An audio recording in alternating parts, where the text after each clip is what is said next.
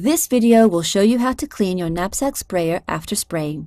You will need your pesticide label, your knapsack sprayer and its handbook, clean water, a mixing tray or a square meter of plastic sheet, a spill kit, detergent, a paper towel and plastic bag, a small container, record sheets, and your personal protective equipment. Unless the pesticide label directs otherwise, wear the same PPE for cleaning your knapsack sprayer as you do for applying the pesticide. You will also need a safe area for cleaning. Refer to your label for any advice on selecting an area that is away from animals, children, and surface water such as streams and ponds, and it is not near any drinking water sources and other sensitive areas. It is important to wear PPE because the sprayer is likely to be contaminated on the outside as well as the inside, and these deposits can easily contaminate you and your workplace. Add about a liter of clean water to the sprayer tank.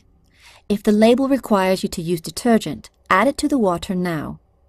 Replace the lid and shake, and then carefully invert the sprayer. Remove the nozzle and its filter, and soak both in a container. Remove the lid and tank basket filter.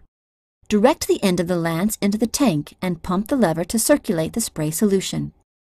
Without the nozzle in place, you can pump very easily and will get a very rapid flow through the system which washes out the pump and all the hoses.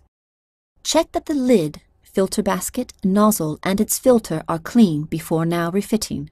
Where the detergent used will not damage plants, spray the rinsing water onto an unsprayed part of the treatment area. Using only water, rinse the tank twice more in the same way. The inside of the sprayer should be clean.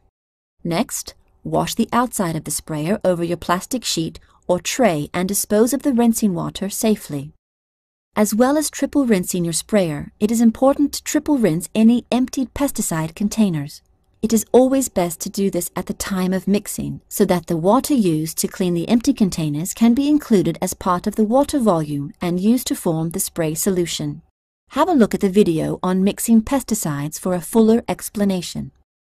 Even though you have washed the containers, replace the caps securely and store the containers safely until you can dispose of them.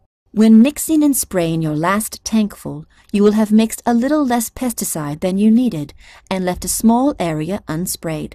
This means that you will have no leftover spray to dispose of, and you can also spray your previously unsprayed area with the water that you used to clean your sprayer.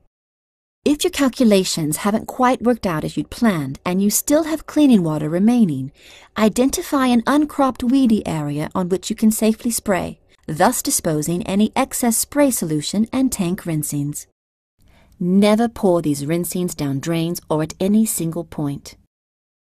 For more information about using pesticides and which PPE to use, visit our website.